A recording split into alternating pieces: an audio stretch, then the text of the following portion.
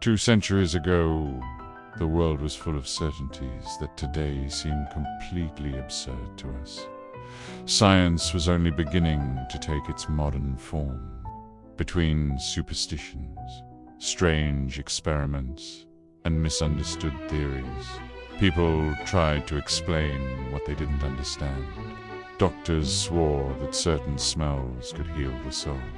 Inventors promised impossible machines. And families relied on homemade rituals to ward off illness or attract good luck. The line between reality and imagination was so thin that even the most ridiculous ideas were considered wisdom. But if history teaches us anything, it's this: knowledge evolves. And what seems logical to us today, in 2 centuries, might also be laughed at. So get ready, because in this journey to the past, you'll discover beliefs so strange, surprising, and fascinating, ... that will make you grateful to have been born in the 21st century. Without further ado, these are 8 things people believed 200 years ago. The spontaneous generation. For centuries, many believed that life could arise from nothing. Literally.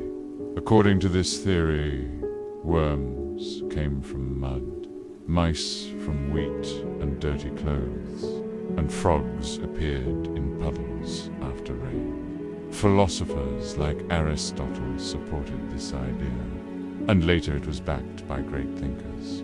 Naturalist Jan Baptista van Helmont claimed a sweaty shirt and wheat could create mice in weeks, and he meant it. For many, maggots in rotting meat was enough proof that life created itself. But everything changed. In 1668, the Italian physician Francesco Redi conducted a key experiment. He placed meat in open and sealed jars. Only the open ones developed maggots. Later, Lazzaro Spallanzani reinforced this idea. And finally, in 1861, Louis Pasteur proved the truth. Life only comes from life. And just like that, the myth died, and modern biology was born. In the 18th century, Europe became fascinated by a strange science called mesmerism. Its creator, Franz Mesmer, claimed an invisible fluid flowed through all living beings. He believed when this vital flow was disrupted, disease appeared. The cure involved hand movements, invisible energy, and intense group sessions. Patients would fall into trances, cry, and then claim they were healed. Mesmer's fame grew rapidly, especially in the bustling city of Paris. However, in 1784, a scientific commission, including Benjamin Franklin, proved it was imagination. Despite the debunking, mesmerism's legacy did not disappear. From these early practices, modern hypnosis eventually emerged. Yes, this is real.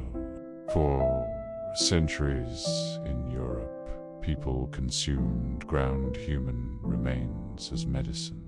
The so-called mumia was used to treat everything from headaches to the plague. It was mixed with wine, vinegar, or applied to wounds. But demand became so high that fake versions were made using fresh corpses. Even kings like Charles II of England used these remedies. Over time, this practice became shameful, but it remains one of the darkest chapters in medical history. There was a time when eating a tomato was considered dangerous. In Europe, it was believed toxic due to its appearance in relation to poisonous plants. But the real problem was not the tomato itself.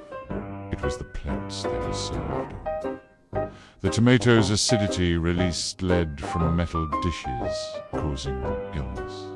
Naturally, people blamed the innocent tomato, for their sickness, until one man, Robert Johnson, publicly ate a whole basket of them. And to everyone's astonishment, he survived, proving them wrong. From that moment, the tomato transformed from feared to a beloved staple. In the Victorian era, fashion didn't just define appearance, it defined morality. The corset was a symbol of virtue.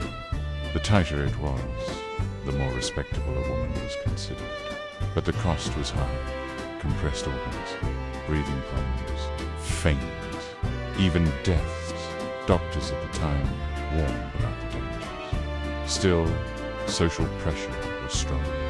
Today, corsets are fashion, but back then, they were oppression.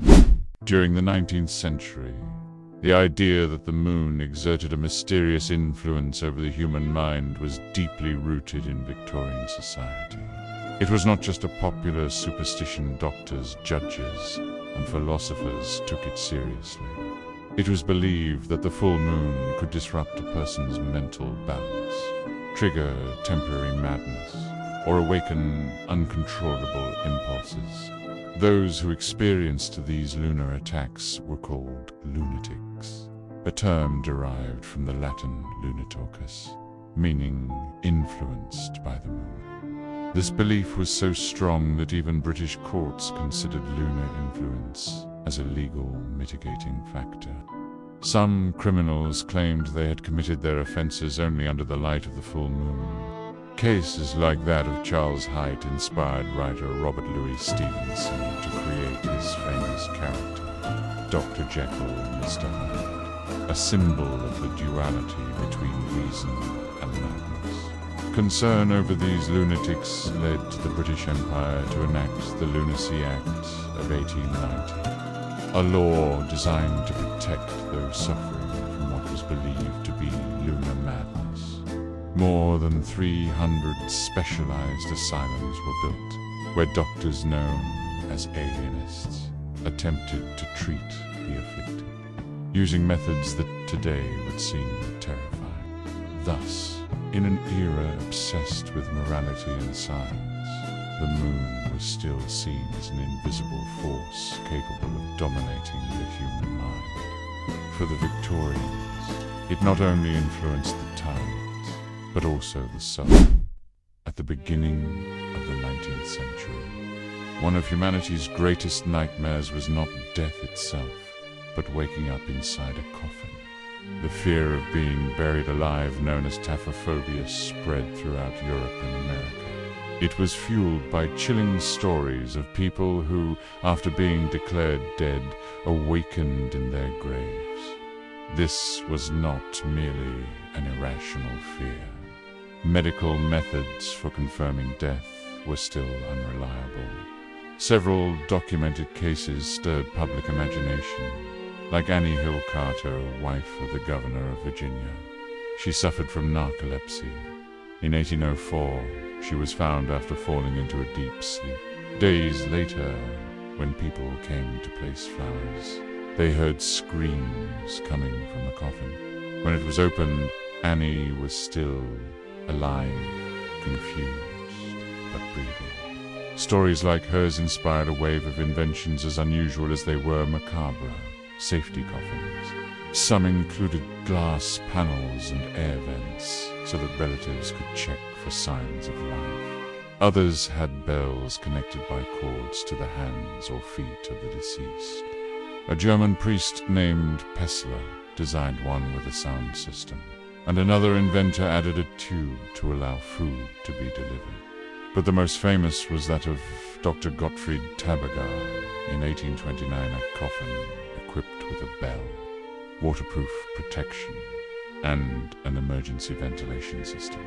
Although these coffins never became widespread due to their cost and the rarity of such incidents, they reveal the deep fear of an era confronted with the uncertain boundary between life and death. During the first decades of the 19th century, an unusual concern spread through drawing rooms, churches, and classrooms. Reading novels could damage the mind. Books were considered moral and educational tools, but reading for pleasure was seen as almost subversive. Novels, with their plots of love, adventure, and tragedy, became so popular that religious leaders, doctors, and educators began warning about their supposed harmful effects. Publications like the Mother's Magazine claimed fiction dulled the brain, teaching nothing truly useful. Reading for entertainment was seen as a lazy activity that weakened the mind and encouraged idleness. The concern went further. Novels could create dissatisfaction with reality. Critics feared young women might dream of passionate lives. Another danger was excessive emotions. Romantic stories, moralists argued, overstimulated readers, leading to hysteria or sin. In conservative circles, excessive reading could disrupt mental balance, promoting selfishness and lust. Paradoxically, while moral guardians attempted to suppress fictions, novels became more popular than ever. Ordinary people discovered something Puritans couldn't control: the power of imagination and the desire to live other lives within a book. And to think that just 2 centuries ago, many of these beliefs seemed like unquestionable truth. Today, they seem curious, absurd, or even comical. Tell me which of these beliefs you found the strangest. And if you enjoyed this video, give it a generous like and share it so more people can see it. Follow me on my social media to help this community grow. That's what inspires me to keep creating this kind of content. Thanks for being here. See you in the next video.